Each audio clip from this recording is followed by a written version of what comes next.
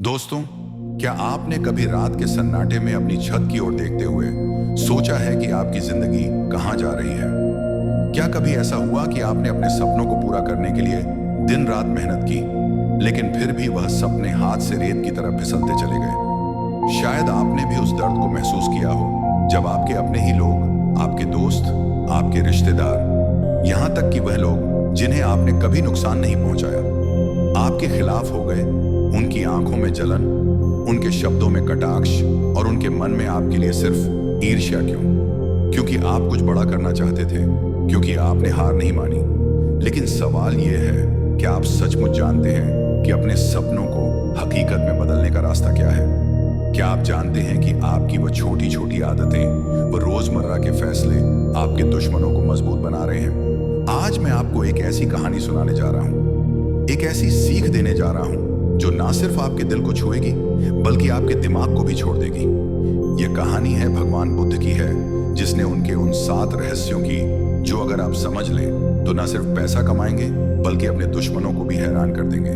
लेकिन याद रखिए, ये रहस्य इतने शक्तिशाली हैं कि इन्हें कभी किसी को नहीं बताना तैयार है। तो चलिए इस सफर की शुरुआत करते हैं। कल्पना कीजिए, एक छोटे से गांव में रहता है दीपक की उम्र 28 साल। सपने बड़े लेकिन जेब खाली। हर सुबह वह अपने पिता की पुरानी साइकिल पर निकलता है, गांव के बाहर खेतों में काम करने, दिन भर पसीना बहाता है। लेकिन शाम को जब घर लौटता है तो उसकी माँ की आंखों में वही सवाल, बेटा कब तक ऐसे ही चलेगा? दीपक के पास जवाब नहीं होता। वो बस मुस्कुरा देता है और कहता है, माँ एक दिन सब ठीक हो जाएगा। लेकिन रात को जब वह अपनी चारपाई पर लेटता है तो उसके मन में सवाल उठते हैं, क्या सचमुच सब ठीक होगा? क्या मेहनत ही काफी है? एक दिन गांव में मेला लगता है। दीपक वहां जाता है और वहां पर उसका एक पुराना दोस्त मिलता है, दिनेश, जो कभी दीपक के साथ स्कूल में पढ़ता था। आज एक बड़ी गाड़ी में आया है, सूट पहने, चमचमाती घड़ी और चेहरे पर वह आत्मविश्वास जो दीपक ने कभी अपने आप में नहीं देखा। दिनेश दीपक को देखकर हंसता है और कहता है, क्या हाल बना रखा है यार, अभी भी खेतों में पसीना बहा रहा है। अरे मेहनत से कुछ नहीं होता, दिमाग लगाना पड़ता है। दीपक चुपचाप सुनता है, लेकिन अंदर ही अंदर वह जल रहा होता है। उसे गुस्सा आता है, लेकिन साथ ही एक सवाल भी, क्या सचमुच मेहनत बेकार है? आप में से कितने लोग दीपक की जगह खुद को देख रहे हैं? कितने लोग ऐसे हैं जो दिन रात मेहनत करते हैं, लेकिन फिर भी लगता है कि जिंदगी वहीं की वहीं अटकी हुई है? और कितने लोग ऐसे हैं जो अपने आसपास दिनेश जैसे लोगों को देखकर चलते हैं, लेकिन समझ नहीं पाते कि आखिर वह कर क्या रहे हैं जो हम नहीं कर पा रहे हैं? एक रात जब वह उदास मन से अपने खेत से लौट रहा था, उसे रास्ते में एक बूढ़े साधु मिले।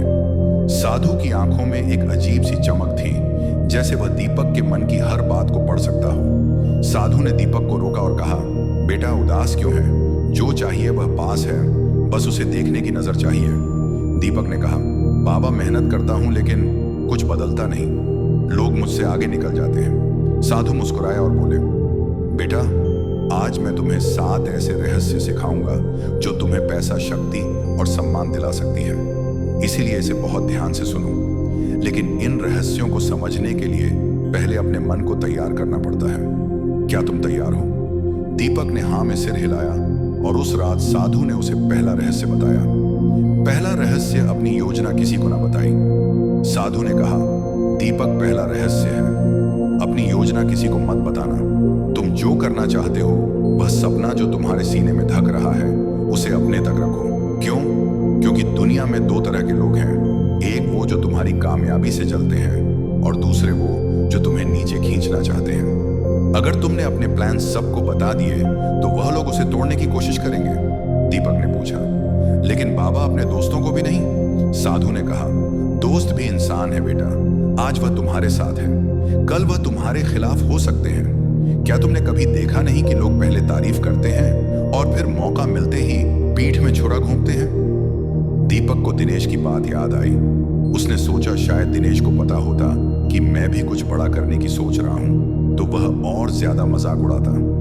आपके साथ भी ऐसा हुआ है ना? कभी किसी को अपने सपने बताए और फिर उसने आपका मजाक उड़ाया, या उसने आपकी योजना किसी और को बता दी और वह सपना अधूरा रह गया। बुद्ध यही कहते हैं, अपने इरादों को छुपाओ और अपने कदमों को तेज करो।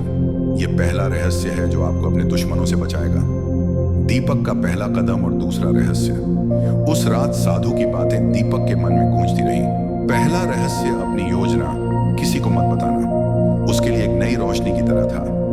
अगली सुबह जब वह खेत की ओर निकला तो उसने ठान लिया कि अब वह कुछ अलग करेगा। लेकिन क्या उसके पास ना तो पैसा था ना कोई बड़ा मौका। फिर भी उसने अपने मन में एक छोटा सा प्लान बनाया। गांव के बाजार में हर हफ्ते एक मेला लगता था और वहां लोग दूर दूर से सामान बेचने आते थे। दीपक ने सोचा, क्यों ना मैं भी कुछ बेचूं, कुछ ऐसा जो लोग खरीदना चाहें। उसने अपनी माँ से बात की और थोड़े से उधार के पैसों से कुछ मिट्टी के बर्तन खरीदे। उसका प्लान था कि वह इन्हें मेले में बेचेगा, लेकिन इस बार उसने किसी को नहीं बताया, ना अपने दोस्तों को ना अपने पड़ोसियों को। उसने पहला रहस्य याद रखा। मेले के दिन वह सुबह जल्दी उठा, बर्तनों को साइकिल पर लादा और बाजार की ओर चल पड़ा। रास्ते में उसे दिनेश मिला। दिनेश ने हंसते हुए कहा, अरे दीपक, ये क्यों खड़ा है? कहीं बर्तन बेचने तो नहीं जा रहा? दीपक ने मुस्कुराकर कहा, नहीं यार, बस माँ के लिए कुछ ले जा रहा हूँ। दिनेश हंसा और चला गया। दीपक ने मन ही मन सोचा, अच्छा हुआ मैंने सच नहीं बताया मेले में। दीपक ने अपनी छोटी सी दुकान लगाई। पहले तो लोग बस देखते रहे, लेकिन फिर एक औरत आई। उसने एक बर्तन हाथ में उठाया और बोली, कथने का है? दीपक ने कीमत बताई। वो थोड़ा झिझका, क्योंकि उसे डर था कि कहीं महंगा ना लगे। लेकिन उस औरत ने बिना कुछ कहे 2 बर्तन खरीद लिए। धीरे धीरे और लोग आए और शाम तक दीपक के सारे बर्तन बिक गए। पहली बार उसके हाथ में अपने कमाए हुए पैसे थे। 50 रुपये छोटी रकम, लेकिन दीपक के लिए यह एक नई शुरुआत थी। वह खुशी से घर लौटा और माँ को पैसे दिखाए। माँ की आंखों में आंसू आ गए। उसने कहा, बेटा यह तो बस शुरुआत है। उस रात दीपक को नींद नहीं आई। वह सोच रहा था कि अगर उसने दिनेश को अपने प्लान के बारे में बता दिया होता तो शायद वह उसका मजाक उड़ाता, या शायद वह खुद वही काम करने की कोशिश करता और दीपक मौका छीन लेता। पहला रहस्य काम कर गया था, लेकिन अभी सफर लंबा था। अगली रात साधु फिर मिला।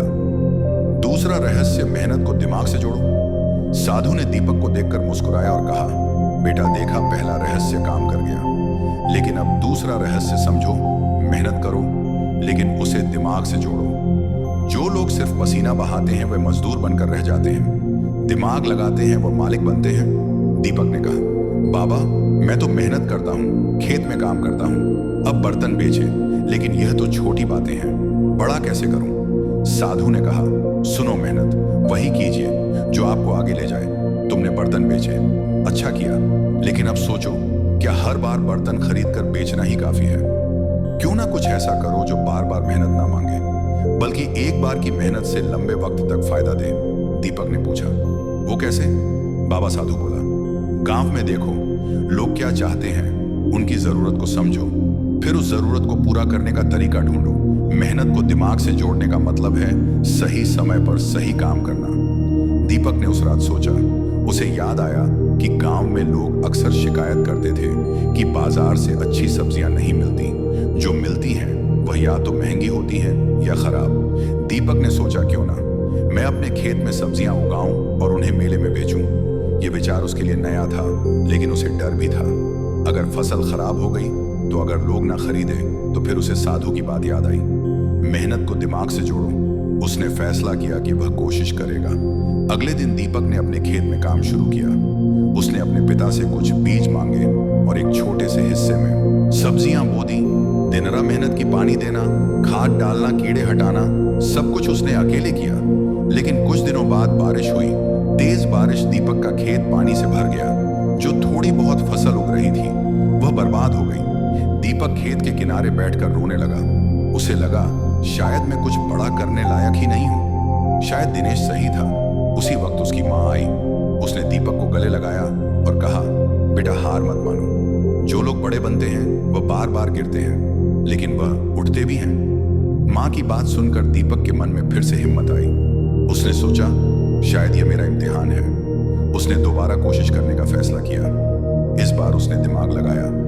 उसने गांव के एक बूढ़े किसान से सलाह ली और जाना कि बारिश से बचने के लिए खेत में नालियां कैसे बनानी चाहिए।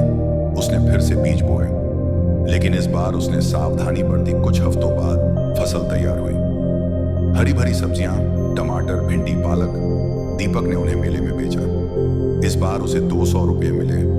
लोग उसकी तारीफ करने लगे। एक आदमी ने कहा, दीपक, ये सब्जियां तो शहर से भी अच्छी हैं। अगली बार और लाना। दीपक की आंखों में चमक थी।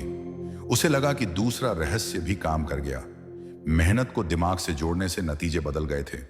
क्या आपके साथ भी ऐसा हुआ है कि तैयारी शुरू कर दी, दिनरा मेहनत की, लेकिन इस बार उसने तीसरे रहस्य को याद रखा। सही समय का इंतजार। सर्दियां आने में अभी 2 महीने बाकी थे। उसने सोचा, अगर मैं अभी से तैयारी करूं तो जब सर्दियां आएंगी मेरी फसल तैयार होगी। उसने खेत में नालियां बनाई, पानी की व्यवस्था की और बीज बो। लेकिन मुश्किलें अभी खत्म नहीं हुई थी। एक दिन जब वह खेत में काम कर रहा था, गांव का एक बड़ा जमींदार रघु वहां आया। रघु ने दीपक को देखा और कहा, सुना है तू अब बड़ा आदमी बनने की सोच रहा है। ये खेत देख कितना छोटा है। मेरे पास 100 बीघा जमीन है। तू क्या कर लेगा? दीपक ने चुपचाप सिर झुकाया और कहा, मैं बस कोशिश कर रहा हूं साहब। रघु हंसा और बोला, देखते हैं तेरा ये सपना कब टूटता है। रघु के जाने के बाद दीपक अकेला खेत में बैठ गया। उसे अपने ऊपर शक होने लगा। क्या मैं सचमुच कुछ कर पाऊंगा? क्या आपने कभी समय का इंतजार किया है? क्या कभी ऐसा हुआ कि आपने सही वक्त का फायदा उठाया और सब बदल गया? बुद्ध कहते हैं, समय सबसे बड़ा शिक्षक है, लेकिन यह अपने शिष्यों को मार कर सिखाता है। तीसरा रहस्य यही है, समय को समझो, उसका इंतजार करो और फिर उसे अपना हथियार बनाओ। दीपक ने ऐसा ही किया और उसका नतीजा क्या हुआ, वह आगे की कहानी में पता चलेगा। समय बीतता गया। रवि की मेहनत रंग लाई। सर्दियां तो लोगों की भीड़ लग गई। गाजर, मूली, गोभी, सब कुछ इतना ताजा और सस्ता था कि लोग दीपक की तारीफ करते नहीं थक रहे थे। उस दिन उसने 1500 रुपए की कमाई की। पहली बार रवि के हाथ में इतने पैसे आए। वह घर लौटा और मां को पैसे दिखाए। मां ने उसे गले लगाया और कहा, बेटा, मुझे पता था कि तू कर दिखाएगा। दीपक की आंखों में खुशी के आंसू थे। उसे लगा कि शायद अब उसकी जिंदगी बदलने वाली है। गांव में दीपक का नाम होने लगा। लोग कहने लगे, देखो, दीपक ने तो कमाल कर दिया। पहले खेत में मजदूरी करता था, अब अपना काम शुरू कर दिया। लेकिन हर कामयाबी के साथ जलन भी बढ़ती है। दिनेश को यह बात बर्दाश्त नहीं हुई। एक दिन वह अपने दोस्तों के साथ दीपक के खेत पर आया। उसने मजाक में कहा, अरे दीपक, तू तो बड़ा साहूकार बन गया। अब तो तुझे हम जैसे गरीबों से बात करने का वक्त भी नहीं होगा।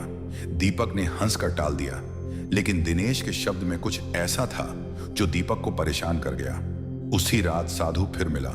उसने दीपक की प्रगति देखी और कहा, बेटा, तुमने समय का सही इस्तेमाल किया, लेकिन अब चौथा रहस्य सीखने का वक्त है। दीपक ने उत्साह से कहा, बताइए बाबा, मैं हर रहस्य से कुछ नया सीख रहा हूं। चौथा रहस्य, सही लोगों का चुनाव करो। साधु ने कहा, चौथा रहस्य है, सही लोगों का चुनाव करो। तुम्हारी कामयाबी इस बात पर निर्भर करती है कि तुम अपने आसपास किन लोगों को रखते हो। जो लोग तुम्हें प्रेरणा दें, जो तुम्हारी मेहनत को समझे, वही तुम्हारे साथी होने चाहिए। और जो लोग तुमसे जले, जो तुम्हें नीचे खींचे, उन्हें दूर रखो। दीपक ने पूछा, बाबा, लेकिन यह कैसे पता चलेगा कि कौन सही है और कौन गलत? साधु ने कहा, लोगों को उनके शब्दों से नहीं, उनके कर्मों से परखो। जो तुम्हारी कामयाबी पर खुश हो वह तुम्हारे दोस्त हैं, और जो तुम्हारी तरक्की से जले वह तुम्हारे दुश्मन। बुद्ध कहते थे, एक गलत दोस्त तुम्हारी सारी मेहनत बर्बाद कर सकता है, इसलिए सोच समझकर अपने साथी चुनो। दीपक ने दिनेश के बारे में सोचा। उसे लगा कि शायद दिनेश उसका दोस्त नहीं, बल्कि उसकी राह का कांटा है। साधु ने आगे कहा, लेकिन सिर्फ दुश्मनों से बचना ही काफी नहीं, तुम्हें ऐसे लोग भी ढूंढने होंगे जो तुम्हें आगे बढ़ने में मदद करें। अकेले इंसान कुछ नहीं कर सकता। सही लोगों का साथ तुम्हारी ताकत को 10 गुना बढ़ा देगा। दीपक ने साधु की बात को दिल में बिठा लिया। नए दोस्त और दुश्मन। अगले दिन दीपक ने अपने काम को और बड़ा करने का फैसला किया। उसने सोचा कि अगर वह गांव के बाहर के बाजारों में सब्जियां बेचे तो उसकी कमाई और बढ़ सकती है, लेकिन इसके लिए उसे मदद चाहिए थी। वह अकेले सब कुछ नहीं कर सकता था। उसने गांव में एक लड़के कमल को देखा। कमल गरीब था लेकिन मेहनती था। दीपक ने उससे बात की और कहा, कमल मेरे साथ काम करेगा, मैं तुझे हिस्सा दूंगा। कमल की आंखें चमक उठी। उसने कहा, भैया, मुझे बस एक मौका चाहिए, मैं आपके साथ हूं। दीपक और कमल ने मिलकर काम शुरू किया। कमल खेत में मदद करता और दीपक सब्जियां बेचने जाता। धीरे धीरे उनकी जोड़ी मशहूर होने लगी। लोग कहते, दीपक और कमल की सब्जियां सबसे अच्छी हैं। दीपक को लगा कि साधु का चौथा रहस्य सचमुच काम कर रहा है। सही लोगों का साथ उसकी ताकत बन गया था। लेकिन हर सिक्के के दो पहलू होते हैं। एक दिन जब दीपक और कमल बाजार से लौट रहे थे, उन्हें दिनेश और उसके दोस्तों ने घेर लिया। दिनेश ने गुस्से में कहा, दीपक तू बहुत उड़ रहा है, लगता है तुझे सबक सिखाना पड़ेगा। दीपक ने शांति से कहा, दिनेश मैंने तेरा क्या बिगाड़ा है। दिनेश ने दीपक को धक्का लगाया और बोला, तेरी कामयाबी ही मेरा नुकसान है। तू जितना आगे बढ़ेगा मुझे उतना गुस्सा आएगा। कहकर वह चला गया। उस रात दीपक उदास हो गया। उसे समझ नहीं आ रहा था कि दिनेश उससे इतनी नफरत क्यों करता है। कमल ने उसे हिम्मत दी और कहा, भैया ऐसे लोग हमेशा रहेंगे, हमें रुकना नहीं है। रवि को कमल की बात से हिम्मत मिली। उसे लगा कि सही दोस्त उसकी ढाल बन सकता है और गलत लोग उसकी राह में रोड़े। क्या आपके जीवन में भी ऐसे लोग हैं कुछ जो आपको प्रेरणा देते हैं और कुछ जो आपकी कामयाबी से जलते हैं? आपने अपने दोस्त कैसे चुने? बुद्ध कहते हैं, साथ ही वही अच्छा जो संकट में साथ दे। चौथा रहस्य यही है, सही लोगों का चुनाव करो क्योंकि वह आपकी कामयाबी के नियम होंगे। फिर दीपक और कमल की मेहनत रंग ला रही थी। अब वह सिर्फ गांव के मेले में नहीं बल्कि पास के कस्बे के बाजार में भी सब्जियां बेचने लगे। उनकी कमाई 1500 से बढ़कर 3000 रुपये तक पहुंच गई। दीपक ने अपनी मां के लिए एक नया शॉल खरीदा और घर की मरम्मत के लिए कुछ पैसे जोड़े। गांव में लोग अब उसे सम्मान से देखने लगे। एक दिन गांव के सरपंच ने दीपक को बुलाया और कहा, बेटा तूने हमारे गांव का नाम रोशन किया है, आगे बढ़ते रहो। दीपक का सीना गर्व से चौड़ा हो गया। उसे लगा कि शायद अब वह सचमुच अपने सपनों के करीब पहुंच रहा है। लेकिन कामयाबी की राह कभी आसान नहीं होती। एक रात जब दीपक और कमल खेत में पानी दे रहे थे, उन्हें कुछ अजीब लगा। खेत का एक हिस्सा सूखा हुआ था, जैसे पानी वहां पहुंच ही नहीं रहा हो। दीपक ने जांच की तो पता चला कि खेत को पानी देने वाली नहर में किसी ने मिट्टी डालकर रास्ता रोक दिया था। दीपक को शक हुआ। उसने कमल से कहा, यह किसी की शरारत है। कमल ने कहा, भैया मुझे लगता है दिनेश का हाथ है, वह आपसे जलता है। रवि चुप रहा, लेकिन उसके मन में गुस्सा और डर दोनों थे। अगले दिन सुबह रवि की मां को तेज बुखार हो गया। रवि उसे गांव के वैद्य के पास ले गया। वैद्य ने कहा, इनकी हालत ठीक नहीं, इन्हें कस्बे के अस्पताल ले जाओ। दीपक घबरा गया। उसने कमल से कहा, तू खेत संभाल, मैं मां को लेकर जाता हूं। अस्पताल में डॉक्टर ने बताया कि मां को निमोनिया है और इलाज में वक्त लगेगा। दीपक के पास जितने पैसे थे वह इलाज में लग गए। वह उदास होकर मां के बिस्तर के पास बैठ गया। मां ने उसका हाथ पकड़ा और कहा, बेटा मैं ठीक हो जाऊंगी, तू हिम्मत मत हारना। दीपक की आंखों से आंसू छलक पड़े। उसे लगा कि सब कुछ एक साथ बिखर रहा है। उसी रात साधु फिर मिला। उसने दीपक की परेशानी देखी और कहा, बेटा यह वक्त तुम्हारा इम्तिहान है, अब 5वां रहस्य सीखने का समय है। दीपक ने थकी आवाज में कहा, बाबा अब क्या बचा है, सब कुछ खत्म हो रहा है। 5वां रहस्य, धैर्य की शक्ति। साधु ने कहा, 5वां रहस्य है धैर्य की शक्ति को समझो। जो लोग मुसीबत में टूट जाते हैं वह कभी बड़े नहीं बनते, और जो लोग धैर्य रखते हैं वह हर तूफान को पार कर जाते हैं। दीपक ने कहा, बाबा लेकिन मेरी मां बीमार है, मेरा खेत बर्बाद हो रहा है, मैं कितना धैर्य रखूं? साधु ने जवाब दिया, धैर्य का मतलब हाथ पर हाथ रखकर बैठना नहीं। धैर्य का मतलब है संकट में भी सही फैसले लेना, हिम्मत ना हारना। बुद्ध कहते हैं, जो इंसान धैर्य रखता है उसके लिए समय खुद रास्ता बना देता है। साधु ने आगे कहा, तुम्हारी मां की बीमारी एक इम्तिहान है, खेत की मुसीबत एक चुनौती है। अगर तुमने अभी हार मान ली तो तुम्हारा सारा संघर्ष बेकार हो जाएगा, लेकिन अगर तुमने धैर्य रखा तो यह वक्त भी गुजर जाएगा। दीपक ने साधु की बात सुनी और मन ही मन ठान लिया कि वह हार नहीं मानेगा। दीपक ने अगले दिन कमल को बुलाया और कहा, हमें खेत ठीक करना है। कमल ने कहा, भैया मैं आपके साथ हूं। दोनों ने मिलकर नहर की मिट्टी हटाई और पानी का रास्ता साफ किया। दीपक ने गांव के कुछ लोगों से उधार लिया और मां के इलाज का इंतजाम किया। दिनरा वह अस्पताल और खेत के बीच दौड़ता रहा। कई रातें ऐसी बीती जब वह सो नहीं पाया। उसे दिनेश पर शक था, लेकिन अभी उसका सामना करने का वक्त नहीं था। 1 हफ्ते बाद मां की हालत में सुधार हुआ। डॉक्टर ने कहा, अब खतरा टल गया है। दीपक ने राहत की सांस ली। उसी दिन वह खेत गया। फसल अभी भी बची हुई थी। उसने कमल के साथ मिलकर सब्जियां तैयार की और बाजार ले गया। इस बार उसकी कमाई 2000 रुपए हुई। वो पैसे लेकर माँ के पास गया और कहा, माँ ये तुम्हारे लिए, तुम ठीक हो जाओ, बस मेरे लिए यही काफी है। माँ ने उसकी पीठ थपथपाई और कहा, बेटा तूने मुझे बचा लिया। उस रात दीपक ने सोचा कि अगर उसने धैर्य ना रखा होता तो शायद वह सब कुछ खो देता। माँ की बीमारी, खेत की मुसीबत, ये सब उसे तोड़ सकते थे, लेकिन धैर्य ने उसे बचाया। उसे साधु की बात याद आई, समय खुद रास्ता बना देता है। क्या आपने कभी मुसीबत में धैर्य रखा है? क्या कभी ऐसा हुआ कि सब कुछ खत्म लग रहा था, लेकिन आपने हिम्मत नहीं हारी और फिर सब ठीक हो गया? भगवान गौतम बुद्ध कहते हैं, धैर्य वह चाबी है जो हर ताले को खोल देती है। 5वां रहस्य यही है, संकट में धैर्य रखो, क्योंकि वह तुम्हारी सबसे बड़ी ताकत है। दीपक की मां की तबीयत में सुधार और बाजार में उसकी कामयाबी ने उसे नई ऊर्जा दी थी। वह अब और भी आत्मविश्वास से भरा हुआ था। उसने और कमल ने मिलकर खेत को और बड़ा करने का फैसला किया। उन्होंने गांव के कुछ और लोगों को काम पर रखा और सब्जियों की किस्में बढ़ा दी। अब वह ना सिर्फ सब्जियां बेच रहे थे, बल्कि अनाज और फल भी उगा रहे थे। दीपक का नाम अब गांव से बाहर भी फैलने लगा था। लोग दूर दूर से उसकी फसल खरीदने आने लगे। लेकिन जहां कामयाबी होती है, वहां दुश्मन भी बढ़ते हैं। दिनेश, जो पहले से ही दीपक की तरक्की से जल रहा था, अब और भी परेशान हो गया। उसने ठान लिया कि वह दीपक को सबक सिखाएगा। एक दिन जब दीपक बाजार में सब्जियां बेच रहा था, उसे पता चला कि उसके कुछ ग्राहक अचानक उससे सामान खरीदना बंद कर रहे हैं। वह हैरान था। उसने एक ग्राहक से पूछा, भैया क्या बात है, आपने इस बार मेरी दुकान से कुछ नहीं लिया? ग्राहक ने कहा, सुना है तुम्हारी सब्जियों में कीड़े हैं, लोग कह रहे हैं कि तुम घटिया माल बेचते हो। दीपक चौंक गया। उसने कहा, यह झूठ है, मेरी फसल सबसे अच्छी है। लेकिन ग्राहक ने कंधे उचकाए और चला गया। दीपक को समझ नहीं आ रहा था कि यह अफवाहें कौन फैला रहा है। तभी कमल दौड़ता हुआ आया और बोला, भैया मुझे पता चला है कि दिनेश और उसके दोस्त गांव में यह बातें फैला रहे हैं, वो आपका नाम खराब कर रहे हैं।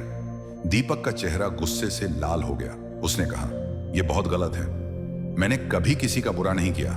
कमल ने कहा, भैया अब क्या करें? दीपक ने कहा, मैं दिनेश से बात करूंगा।